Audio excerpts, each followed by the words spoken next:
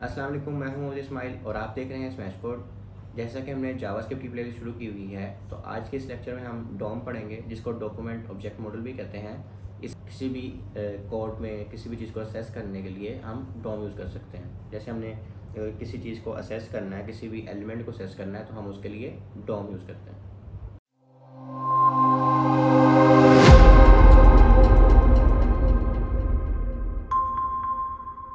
तो जैसे कि हमने देख लिया है कि हमने आज डॉक्यूमेंट ऑब्जेक्ट मॉडल पढ़ना है, जिसको हम डॉम भी कहते हैं। ये काफ़ी इंटरेस्टिंग और काफ़ी ज़्यादा यूज़ होने वाला टॉपिक है, तो इसको आपने ध्यान से समझ लेना है और इससे ही आपके 90% ऑफ टास्क परफॉर्म होंगे। ठीक है,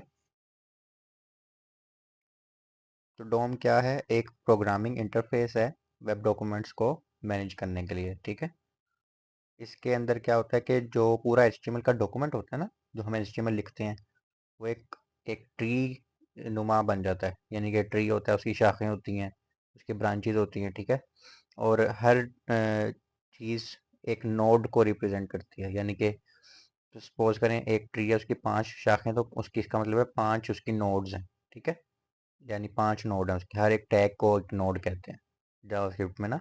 टैग्स होते हैं ना, एक टैग को आप एक नोड समझ सकते हैं इजी अल्फाज में। और इस डॉम से एक्चुअल जो काम ये होता है कि हम HTML को डायनामिकली वर्क करवा सकते हैं। ठीक है, मैनिपुलेट कर सकते हैं चीज़ों को, डिफरेंट स्टाइल कर सकते हैं, डिफरेंट उनका कंटेंट चेंज कर सकते हैं। यानी HTML का कुछ लिखा हुआ है उसको कुछ कर दें, उसका कलर चेंज कर दें, इस तरह। वो अभी हम आगे करेंगे तो आपको और भी बेहतर इसकी समझ आ जाएगी। अच्छा जी, HTML DOM is a standard object model and programming interface for HTML. It defines the HTML element as objects। यानी कि जो HTML के एलिमेंट्स होते हैं ना, जो टैग्स होते हैं, उसको वो एज अ ऑब्जेक्ट समझता है। ठीक है, जावास्क्रिप्ट में DOM।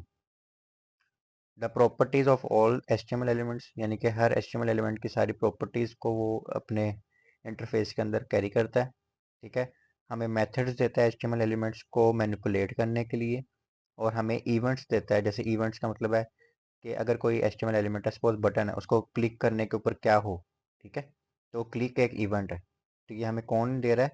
ये डोम हमें दे रहा है कि हमें इवेंट्स दे रहा है कि इवेंट्स के ऊपर अगर आपने कुछ करवाना है, अगर क्लिक करने के ऊपर कोई फंक्शन चलाना है, क्लिक करने के ऊपर रंग चेंज करवाना है, कुछ भी करना है, इवेंट्स काफ़ी सारे हो सकते हैं, होवर, ऑन माउस। ठीक है, तो ये सारे इवेंट्स हैं हमारे पास।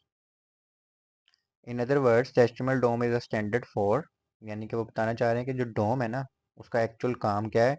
हाउ टू गेट, कैसे चीज़ों को रिसीव करना है, चेंज करना है, न्यू चीज़ें ऐड करनी है और कोई चीज़ डिलीट करनी है। HTML के टैग्स में से ही सारा कुछ अगर आपने डायनामिकली करना है, यानी HTML में जाके नहीं लिखना, जावास्क्रिप्ट के जरिए ही सारा कुछ करना है, तो उसके लिए हमें डोम की ज़रूरत होगी। जैसे एक ये एक डॉक्यूमेंट है, ठीक है, HTML का।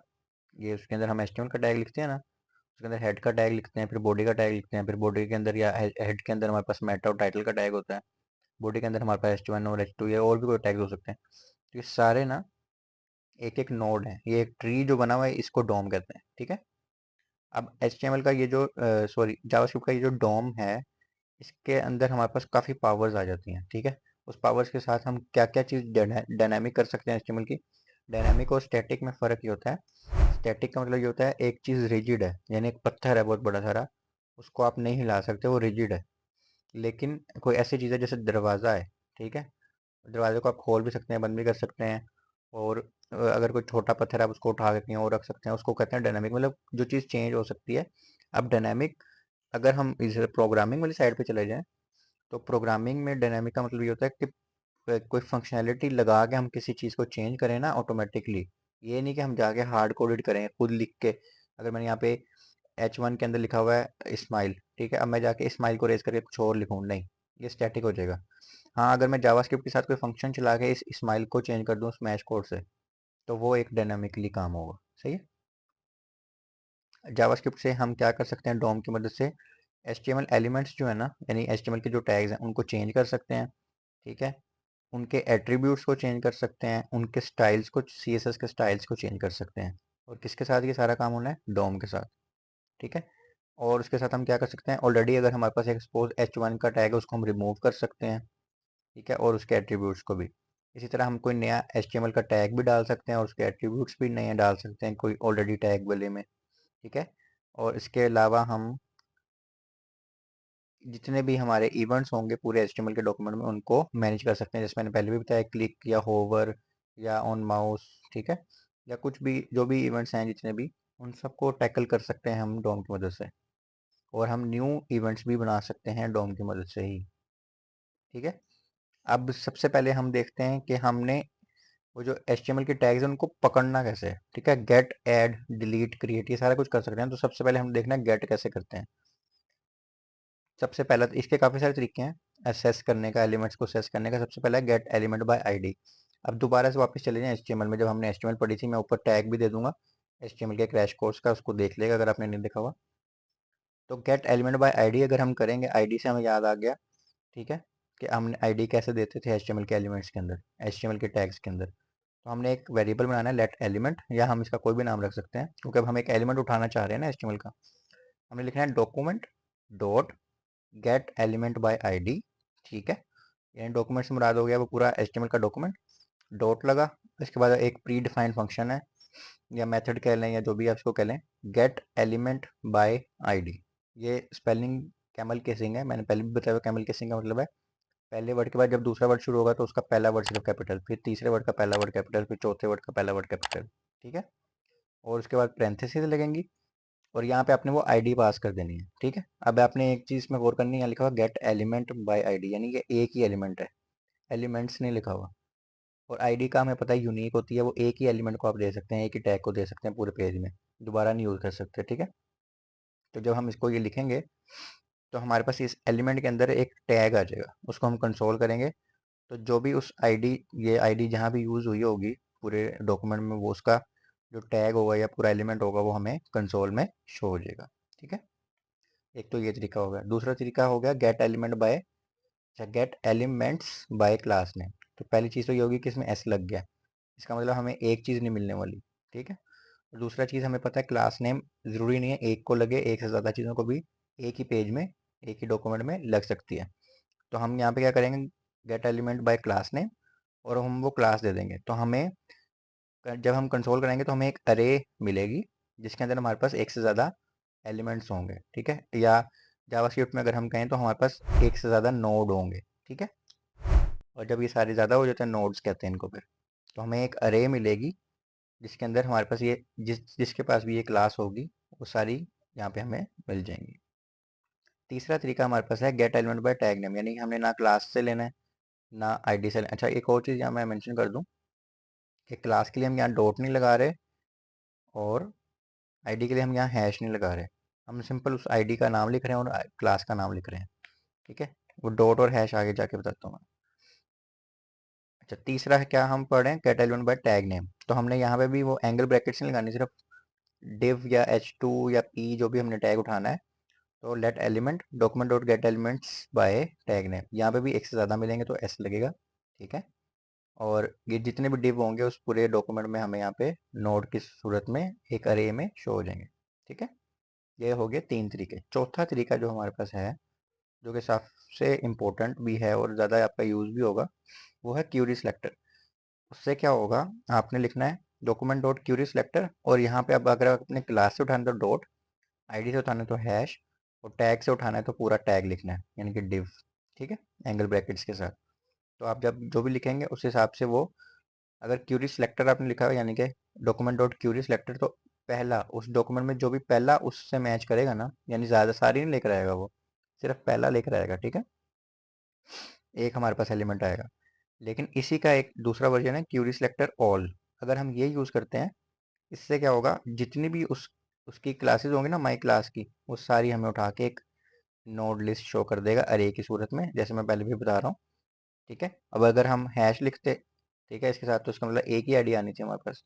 और अगर हम टैग लिख देते पी का, जितने भी पी होते हैं वो हमें सारे शो हो जाते हैं, ठीक है। अभी हमने ये माई क्लास के यानी कि उठाई हैं, जितनी भी क्लासेस हमें हैं तो वो उसमें से आ जाएंगी, ठीक हो गया। अच्छा, अब इनको सारी चीज़ों को हम कोड में करके देखते हैं ताकि हमें समझ आए कि हमें पढ़ा गया अभी तक, ठीक है। चलिए देखते हैं इसको कोड में। तो जैसे कि हमने देख लिया कि हमने डोम एलिमेंट से गेट कैसे करना है कोई भी टैग या कोई भी एलिमेंट जो भी एचटीएमएल के अंदर है, ठीक है। तो उसके लिए हमें थोड़ी सी एचटीएमएल पहले लिखनी पड़ेगी क्योंकि हमने आईडी या क्लास से उठाना है। तो हम सपोज इसको क्लास दे देते हैं टेस्ट की, ठीक है। और इस क्लास को हम 2-3 लोगों को दे देते हैं, जैसे हम इसको भी दे देते हैं, इसको भी दे देते हैं, ठीक है। और इसको हम h2 बना देते हैं, ठीक है। और यहाँ पे हम p का टैग एक लिख लेते हैं,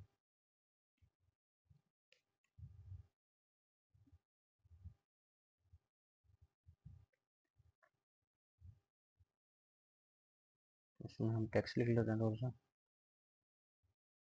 ठीक हो गया। और इसको भी हम एक क्लास दे देते हैं सेम, इस वाले एलिमेंट को हम एक आईडी देते हैं यूनिक के नाम से, ठीक हो गया। अब हमारी HTML रेडी है। अगर हम देखें तो हमारे ये यहाँ पे पैराग्राफ भी आ गया। अब एक चीज़ और है कि ये जो स्क्रिप्ट का टैग है ना, ये आपने अभी तो हम क्योंकि उस पर कंसोल वगैरह करा रहे थे, जब हमने HTML के साथ काम करना है ना कि HTML के टैग भी उससे रिलेट कर रहे होंगे, तो हमने इसको बॉडी से जहाँ बॉडी खत्म हो रहा होगा ना उसके ऊपर रख देना। इससे आपकी एक एरर खत्म हो जाएगा कि अगर ये टैग पहले लोड हो जाता है और स्क्रिप्ट की लाइन देखें ना, ये 800 कितनी लाइन है, पहले उसने 700 लाइन पूरी लोड करनी है, उसके बाद उसने इस लाइन पे आना ना 800 वाली लाइन पे, अगर हम यहाँ पे कुछ लिखते हैं इस एलिमेंट के बारे में, लेकिन यहाँ से HTML तो पहले लोड हो जाएगी, तो फिर वो उसके ऊपर कुछ परफॉर्म नहीं कर सकेगा, ठीक है। तो स्क्रिप्ट की हमने ये प्रैक्टिस करनी है कि स्क्रिप्ट का जो टैग है ना वो हेड से निकाल के यहाँ पे लिख लेना है जब हमने HTML के साथ खेलना है, ठीक है। अब हम HTML के साथ खेलने लगे ना, डोम सी को कहते हैं, इन टैग्स के साथ खेलने को डोम कहते हैं, डॉक्यूमेंट, ठीक है। ये एलिमेंट्स हैं या टैग्स हैं जो भी इनको आप करें। अच्छा, अब हम सबसे पहले लिखते हैं यहाँ पे डोम। इस लेक्चर में हमने देखा कि हमने चीज़ों को गेट कैसे करना है ना, ठीक है। उस गेट करने के बाद क्या करना है वो हम नेक्स्ट लेक्चर में देखेंगे, पर अभी हमने ये देखना है कि गेट करना है कैसे। तो गेट बाय आईडी से देखते हैं, let unique element is equal to, ठीक है। हमने एक यूनिक एलिमेंट के नाम से वेरिएबल बना दिया ताकि हम जो चीज़ गेट करें वो कहीं स्टोर हो जाए और उसके बाद हम उसको कहीं यूज़ भी कर सकें। तो यूज़ कैसे करना है वो हम नेक्स्ट में देखेंगे, लेकिन अभी वैसे इसलिए हम एक वेरिएबल बना रहे हैं, ठीक है। यहाँ पे हम लिखेंगे डॉक्यूमेंट, डॉक्यूमेंट से पूरा डॉक्यूमेंट आ गया। अब हम इसको कहेंगे कि हम उठा रहे हैं जी गेट एलिमेंट बाय आईडी। अब हम इसको यहाँ से खुद बता रहे हैं कि आईडी से उठा रहे हैं, ठीक है। जब हम खुद बता रहे हो तो फिर उसके अंदर हम आईडी का हैश या क्लास का डॉट नहीं लगाएंगे, सही है। तो यहाँ पे हम डायरेक्ट आईडी जितनी जो भी हमारी आईडी है उसको लिख देंगे, और यहाँ सेमीकोलन, सेमीकोलन लगाना नहीं भूलना आपने, जब भी एक लाइन खत्म हो आपने सेमीकोलन लगा देना, आपके एरर कम आएंगे। उसके बाद आपने लिखना है कंसोल डॉट लॉग। अच्छा, यहाँ पे हम लिखना है कंसोल डॉट लॉग, और उसको जो हमने ऊपर वेरिएबल बनाया था उसको हमने क्या कर देना है, कंसोल करा देना है, सही है। अब जाके हम देखते हैं हमारे पास क्या है।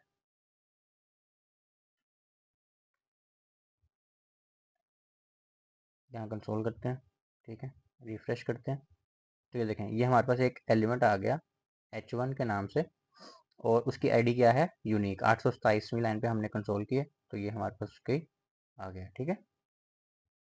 और इसके अंदर ठीक हो गया। अच्छा, जैसे अब हमारे पास ये एलिमेंट आया है आईडी से, ठीक है, इसको हम बंद कर देते हैं, ठीक है।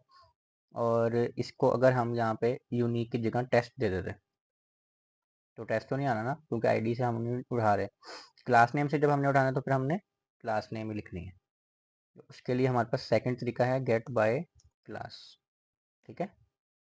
लेट क्लासेस, या लिख देते हैं same class is equal to document dot get element by class name, ठीक है। और इसके अंदर हमने अब अपनी क्लास लिख देनी है जिस भी क्लास से हमने उठाना है, पर इससे क्या होगा, तो सारी यहाँ से हमें यहाँ पे एक हमें चीज़ आ रही थी ना, क्या कह लें, रिटर्न, वहाँ पे हमें एक एलिमेंट नहीं आएगा, एक पूरी अरे आएगी, उसको नोड लिस्ट भी कहते हैं, जिसके अंदर नोड होंगे, एक नोड यानी कि एक एलिमेंट, सही हो गया। तो हम जब कंसोल कराएंगे इस सेम क्लास को तो हमारे पास एक अरे रिटर्न होगी, ठीक है। ये देखा, चलिए यहाँ पे एक एरर आ गया कि gate element by class name is not a function, यानी कि कोई सिंटैक्स एरर है, ठीक है। इसको देख लेते हैं हम,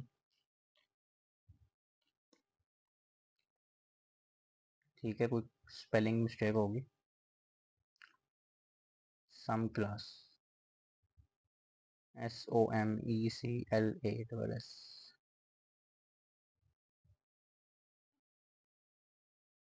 चलिए यहाँ पे हमारे पास, अच्छा ये सम है, यहाँ सेम है, ये सेम क्लास, ठीक है। अपने एरर ऐसे ढूंढ के सोल्व कर लिया करना है।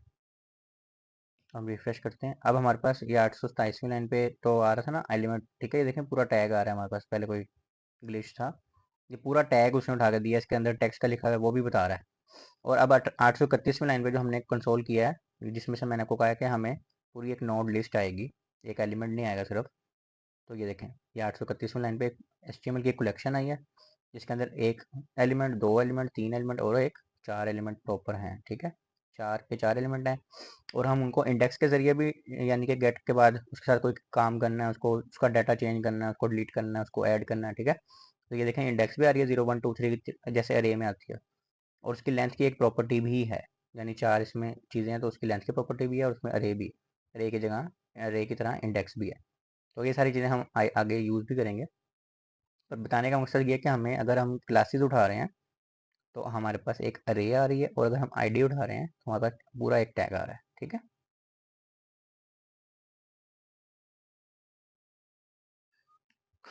उसके बाद हमारे पास है जी गेट बाय टैग नेम, यानी कि अगर हमने डायरेक्ट टैग नेम के साथ उठाना, ठीक है। Let tags is equal to document dot get element by tag name, ठीक है। और इसमें हमारे पास आ जाता है, सपोज हम पी का टैग उठा रहे हैं, ठीक है। इसको हम कंसोल कराते हैं, और अब हमारे पास देखते हैं कि पी के टैग आ रहे हैं या नहीं आ रहे, ठीक है। ये 835 लाइन पे हमारे पास फिर कलेक्शन आई है एक, ठीक है। ये पी डॉट टेस्ट के नाम से हमारे पास एक ही टैग है, ठीक है। अगर हम यहाँ से H1 कर दें इसको, ठीक है, तो ये देखें, तो हमारे पास H1 के नाम से तीन टैग्स हैं, ठीक है, जिसमें से एक यूनिक की आईडी के साथ है, बाकी दो टेस्ट के साथ हैं, ये भी उसने बताया। तो हम अगर टैग्स के साथ उठाएं या क्लासेस के साथ उठाएं तो हमारे पास पूरी कलेक्शन आएगी, एक अरे आएगी रिटर्न, लेकिन अगर हम आईडी से उठाएं तो एक एक टैग आएगा सिर्फ, ठीक हो गया। ये तीन तरीके हो गए। चौथा तरीका हमारे पास है get by query, single query कर, क्यूरी फॉर सिंगल एलिमेंट, ठीक है। इसके लिए हम क्या कर लेते हैं, query single is equal to document dot get element by Curie.